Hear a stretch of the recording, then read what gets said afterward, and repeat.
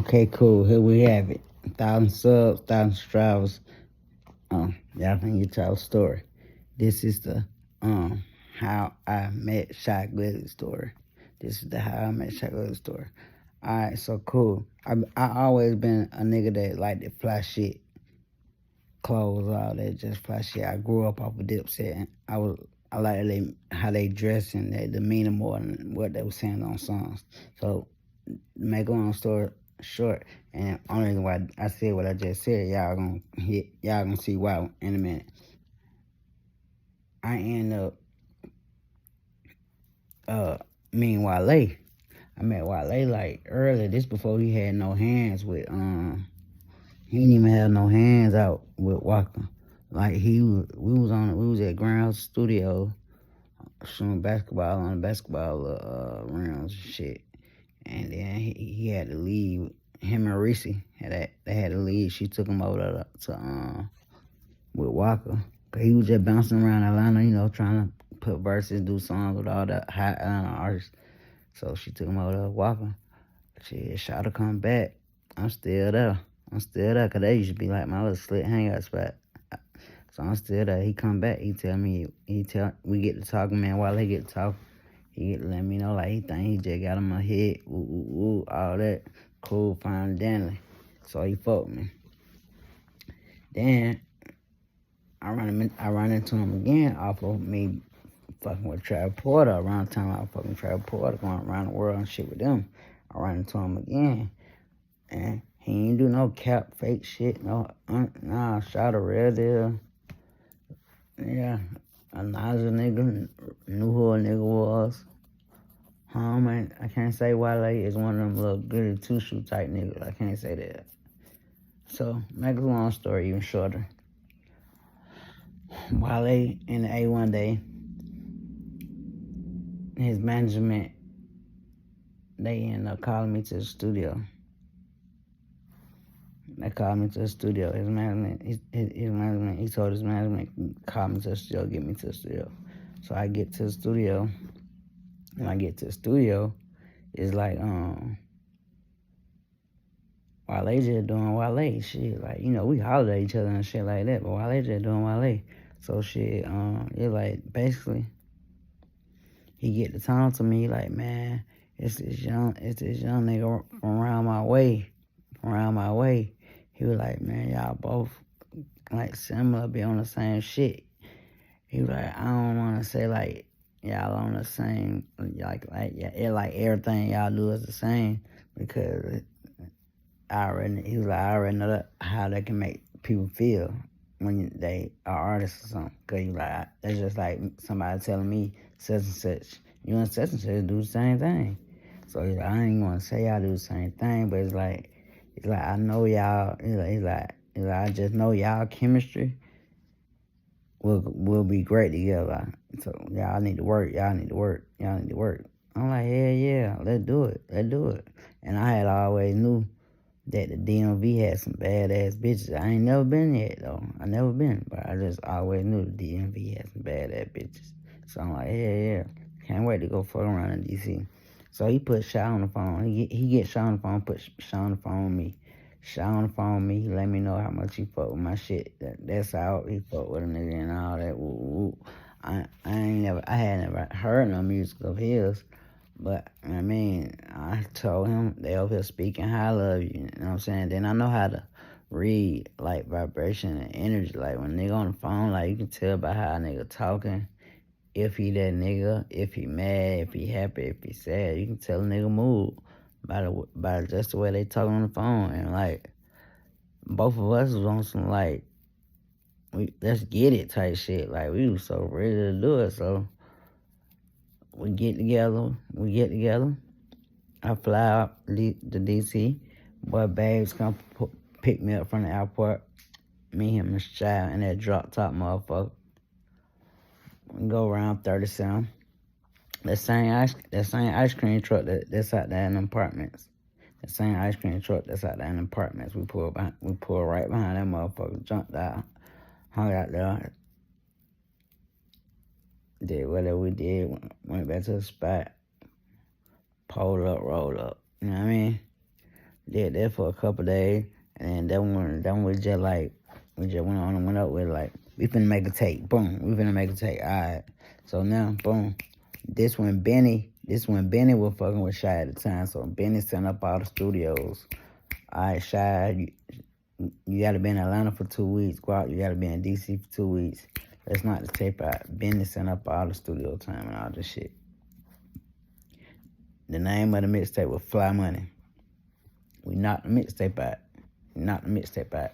But as we working on the mixtape, we down there being together every day. So we gaining a bond, a stronger and stronger bond for each other every day that we're around each other. Like every day, like it wasn't a lot of people around us. Like a lot of times when we was in DC, it was just like really just got them me, babes, and Shy. Like it wasn't a whole lot of people, it wasn't a whole lot of men around all the time. Unless we stepping out or some shit like that. You know what I mean? Ant wasn't even around at this time. He probably was around, but he wasn't like around Shy, like while we were working and shit. So we finished the tape. Once we finished the tape was crazy. Y'all, if y'all ain't heard it, go hear it. All my DC fans, my Atlanta fans, we put that DC and the Atlanta shit together in a tape called Fly Money. It's on live mixtapes for a fact. I don't think it's on no streaming platform. But back to the regular program. So we dropped the tape doing what it doing. It go crazy. Boom, tape go crazy. We fuck them up. We ain't even shoot no video off the tape. Other than like we just let the streets eat it up. The streets ate it up. So he kept working, I kept working. You know what I mean? We still fuck with each other, we brothers. Man, so shit, he dropped that awesome. When he dropped that awesome, y'all know Shada went through the roof when he dropped the awesome.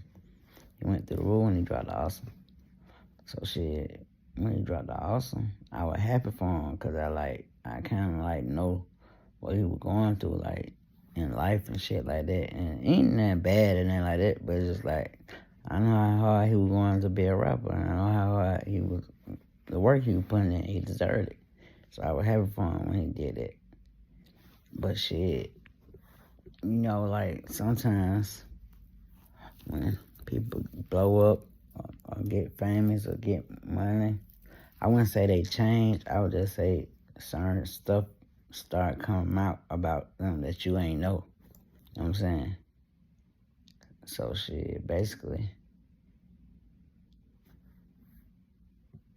I done sat down and ate spaghetti, corn, and garlic bread with their mama. That's my brother.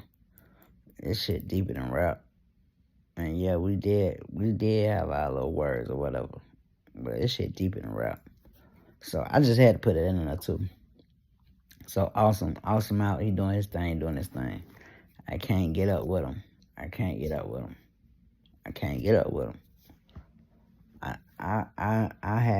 performed nowhere with him when he had the song Awesome. I'm his man. I'm supposed to be right there. Like when we did the Fly Money mixtape, I was the artist that was like the bigger artist with the biggest buzz, like especially worldwide. Like he probably had a crazy buzz and up in his area, but I was the biggest artist, at the time. So it's like I'm helping. That was like I'm helping you with the Fly Money mixtape. But I ain't look at it like that. I just look at it like I'm doing a tape with my bro. It's up. So boom. I ain't hear from him. I ain't do no shows with him. And then when he had his whole little awesome run. So some shit had went on. Like he went in an interview, and they asked him something about like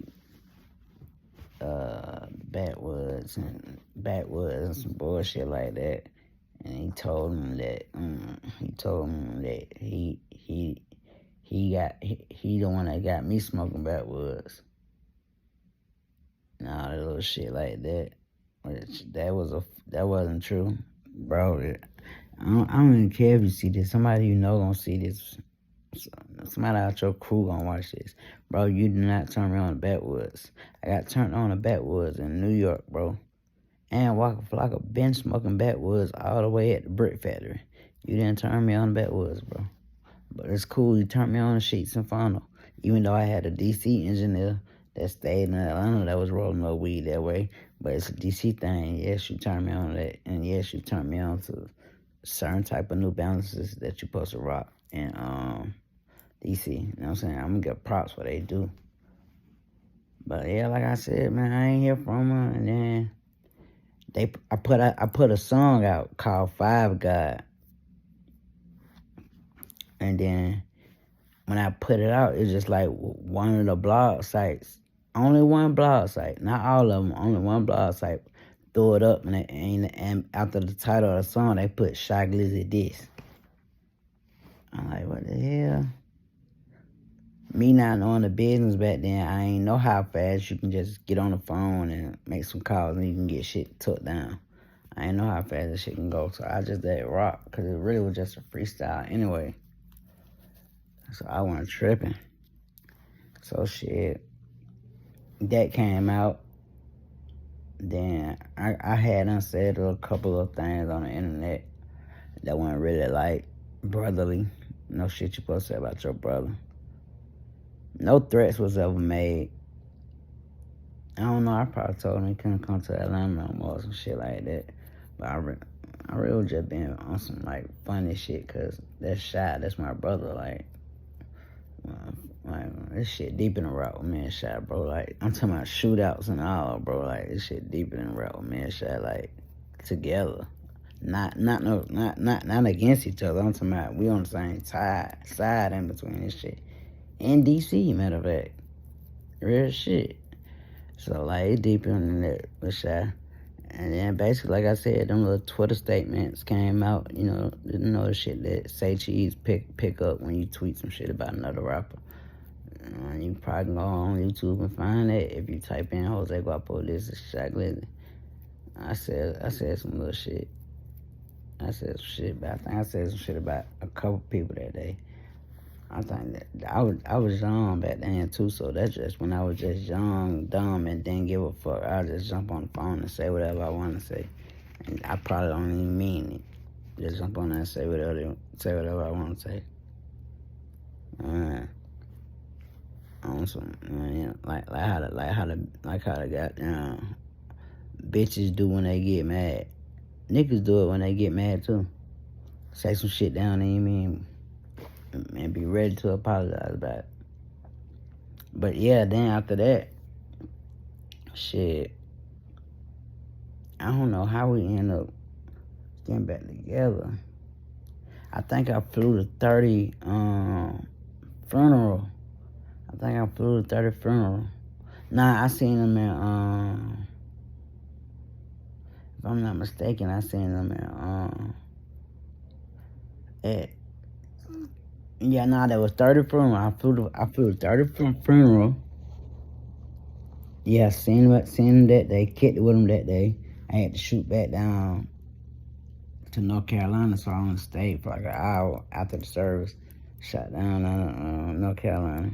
Boom. Okay, cool. Boom. Then a couple years, the next year or a couple years, it was BT weekend. I ran into the boy with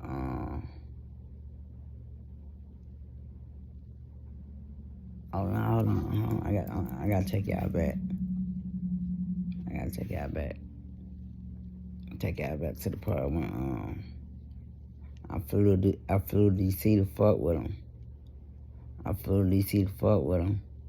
But when I got there, he would let me know, like, shit, I gotta go to New York, bro. I gotta go to New York.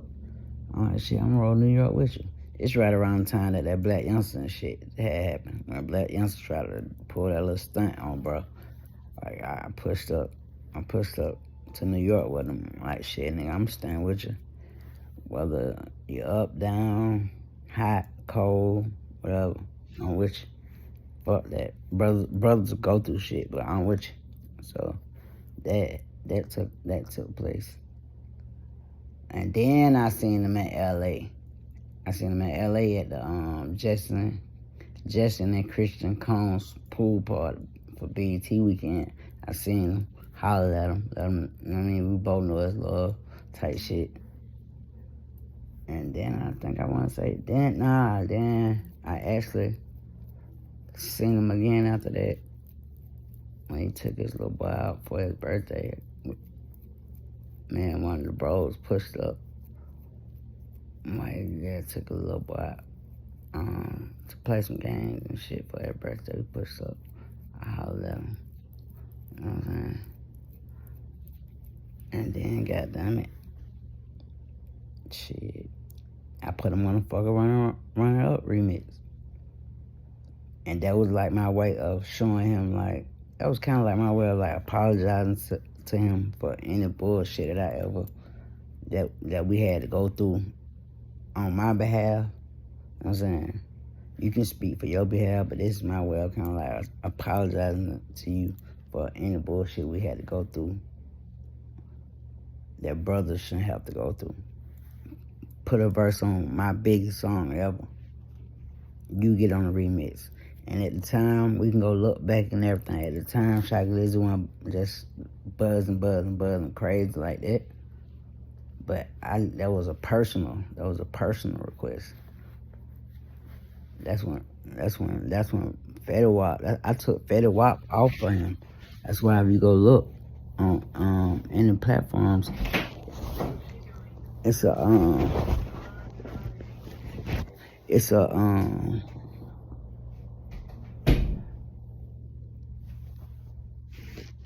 like a